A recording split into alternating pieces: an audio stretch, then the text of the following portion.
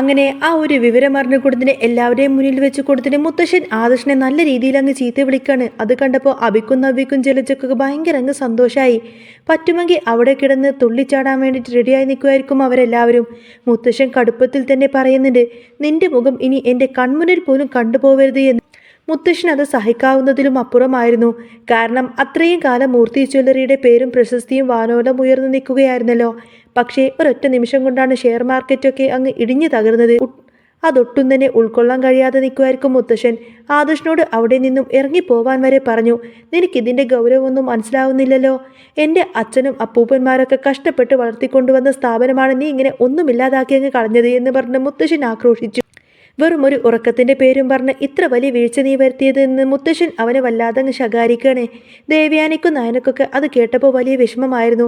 ആദർശ് പറയുന്നുണ്ട്, ശരിയാണ് മുത്തശ്ശ, എൻ്റെ ഭാഗത്ത് തെറ്റുണ്ട്, ഞാനത് സമ്മതിക്കുന്നു. പക്ഷേ എനിക്ക് എവിടെയാണ് പിഴച്ചത് എന്ന് മനസ്സിലാവുന്നില്ല. ഞാൻ ഇതുവരെ ഇങ്ങനെയൊന്നും ഉറങ്ങിയിട്ട് പോയിട്ടൊന്നുമില്ല. ഇതിലെന്തോ ചതി നടന്നിട്ടുണ്ട്, എനിക്കത് ഉറപ്പാണ് എന്ന് പറയും. അന്നേരം മുത്തശ്ശൻ പറയുന്നുണ്ട്, എന്ത് ചതിയോ? എടാ, നിന്നെ ഇത്രയൊക്കെ ഉപദേശിച്ചിട്ടല്ലേ ഇവിടെ നിന്നും വിട്ടത്. നിനക്ക് ചതി പറ്റിയിട്ടുണ്ടെങ്കിൽ അത് എവിടെയാണെന്ന് നീ തന്നെ കണ്ടുപിടിക്കണം. അതൊന്നും എൻ്റെ ഉത്തരവാദിത്തമല്ല. എത്രയും പെട്ടെന്ന് തന്നെ ജ്വല്ലറിയെ പഴയ നിലയിലേക്ക് നീ എത്തിക്കണം. അതിന് പറ്റിയില്ലെങ്കിൽ ആ MD സ്ഥാനം അങ്ങ് ഒഴിഞ്ഞേക്കണമെന്നും പറയാണ്. ഇത് കേട്ടപ്പോൾ ദേവയാനി ആകെ ഞെട്ടിപ്പോയി. പക്ഷേ അഭിയും നവ്യൊക്കെ ഭയങ്കര സന്തോഷത്തിലായി. നയന അവരുടെ ആ ഒരു ഭാവവ്യത്യാസമെല്ലാം തന്നെ ശ്രദ്ധിക്കുന്നുണ്ടായിരുന്നു. മുത്തശ്ശൻ ദേഷ്യപ്പെട്ട് അങ്ങനെ അകത്തേക്ക് കയറിപ്പോയപ്പോൾ ആദർശ് വല്ലാതെ സങ്കടത്തോടു നേരെ മുറിയിലേക്ക് കയറിപ്പോയി. പിന്നാലെ ദേവയാനിയും ജയനും ഒക്കെ അങ്ങോട്ടേക്ക് ചെന്നു. മോനെ വിഷമിക്കൊന്നും വേണ്ട, അച്ഛൻ സങ്കടം കൊണ്ട് പറഞ്ഞതാണ് എന്ന് ദേവയാനി പറഞ്ഞ് ആദർശിനെ ആശ്വസിപ്പിച്ചു. പക്ഷേ ആദർശ് പറയുന്നുണ്ട്, മുത്തശ്ശൻ പറഞ്ഞതിൽ യാതൊരുവിധ തെറ്റുമില്ലമ്മേ, എൻ്റെ ഭാഗത്ത് തന്നെയാണ് വീഴ്ച വന്നിരിക്കുന്നത്. ഞാൻ കാരണം ഇങ്ങനെയൊക്കെ സംഭവിച്ച സ്ഥിതിക്ക് എനിക്കതിനുള്ള പ്രായശ്ചിത്തം ചെയ്യണം. എനിക്കെൻ്റെ തെറ്റ് തിരുത്തിയേ പറ്റൂ. അവൻ്റെ ആ ഒരു അവസ്ഥ കണ്ടപ്പോൾ നയനക്ക് വല്ലാത്ത സങ്കടമായി. അവൾ പറഞ്ഞു, ആദർശേട്ടാ, നമുക്കൊന്ന് പുറത്തു പോയിട്ട് വരാമെന്ന് പറയും. ആദർശിൻ്റെ മനസ്സൊന്ന് ശാന്തമാക്കാനായിരുന്നു നയനയുടെ ശ്രമം. അങ്ങനെ അവരാളൊഴിഞ്ഞ ഒരിടത്തേക്ക് പോയി സംസാരിക്കാണ്. ആദർശ് പറയുന്നുണ്ട്, നയനെ, ആർക്കും ക്ഷമിക്കാൻ പറ്റുന്ന തെറ്റല്ല ഞാൻ ചെയ്തു കൂട്ടിയത്. മുത്തശ്ശൻ്റെ സ്വഭാവം അറിയാലോ. അദ്ദേഹത്തിൻ്റെ ആ വാക്കുകൾ ഇപ്പോഴും എൻ്റെ കാതുകളിൽ ഒരു ഇടിമുഴക്കം പോലെയുണ്ട്. ഇതിനൊരു പരിഹാരം കണ്ടേ പറ്റൂ. നയന ചോദിക്കുന്നുണ്ട്, എന്നിട്ട് ആദർശേട്ടൻ എങ്ങോട്ടേക്കായി പോകുന്നത് എന്ന്. ആദർശ് ഉറച്ച സ്വരത്തിൽ പറഞ്ഞു, എന്നെ ചതിച്ചത് ആരാണെന്ന് എനിക്ക് കണ്ടെത്തണം. അത് അത്ര എളുപ്പമല്ല എന്നൊന്നൊക്കെ എനിക്കറിയാം. എൻ്റെ കുടുംബത്തെ തകർക്കാൻ നോക്കുന്നത് നിസ്സാരക്കാരനല്ല. അവർക്ക് നമ്മളെക്കുറിച്ചിട്ട് എല്ലാം വ്യക്തമായിട്ടറിയാവുന്ന ആൾ തന്നെയാണ്. ദുബായിൽ വെച്ച് എന്നെ ജയിലിലാക്കാൻ നോക്കിയതും ഇതേ ആൾ തന്നെയാവാനാണ് സാധ്യത. അന്ന് മുത്തശ്ശൻ എന്നെ രക്ഷിച്ചു. പക്ഷേ ഇപ്പോഴിതാ വീണ്ടും പണി തന്നിരിക്കുന്നു. ജീന എന്ന് പറഞ്ഞ ആ ഒരു കള്ളപ്പേരിൽ വന്ന് എന്നെ ചതിച്ചവളെ ഞാൻ വെറുതെ വിടില്ല. നയന പറയുന്നുണ്ട്, ആദർശേത്ത, ഇപ്പോഴത്തെ സമയം അത്ര ശരിയല്ല എന്ന് തോന്നുന്നു. അതുകൊണ്ട് ഒന്നിനു പിറകെ ഒന്നായിട്ട് ഇങ്ങനെ ഓരോ പ്രശ്നങ്ങൾ വന്നുകൊണ്ടേയിരിക്കും.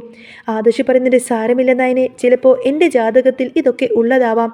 അല്ലെങ്കിൽ ആത്മവിശ്വാസം കൂടിപ്പോയതായിരിക്കാം. എന്തായാലും ഇതിനൊരു പരിഹാരം കണ്ടിട്ട് ഞാൻ ഇനി മുത്തശ്ശൻ്റെ മുന്നിലേക്ക് പോയി നിൽക്കുള്ളൂ എന്നൊക്കെ പറയാണ് ആദർശ്. ഇതെൻ്റെ ഉറച്ച തീരുമാനമാണ് എന്നും പറയും. അങ്ങനെ അവർ വീട്ടിലേക്ക് മടങ്ങി.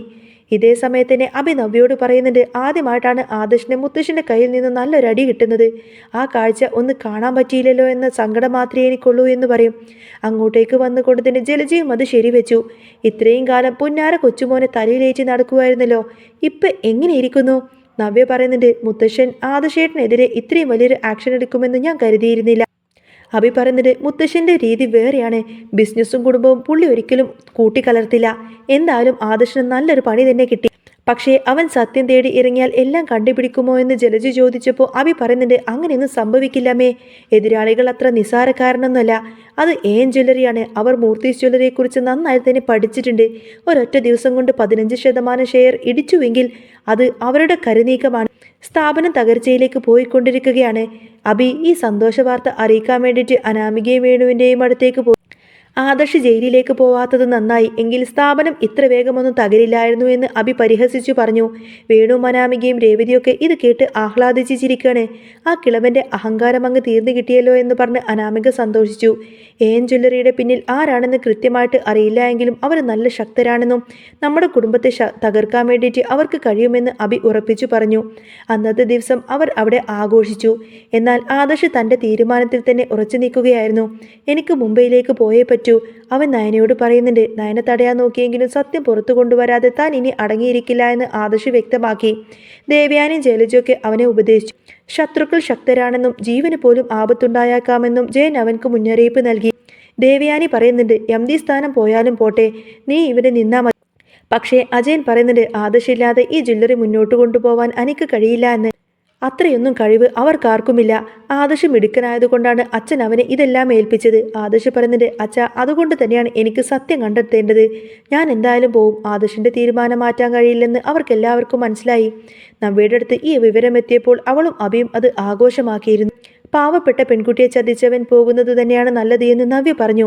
ഇതിനിടയിൽ അനി നന്ദുവിനെ വിളിച്ച് വിവരങ്ങളൊക്കെ പറഞ്ഞിട്ടുണ്ടായിരുന്നു. നന്ദു ആദർശിന് എല്ലാവിധ പിന്തുണയും വാഗ്ദാനം ചെയ്തു. AN ജ്വല്ലറിയെക്കുറിച്ച് താൻ അന്വേഷിക്കാമെന്ന് നന്ദു ഉറപ്പു നൽകി.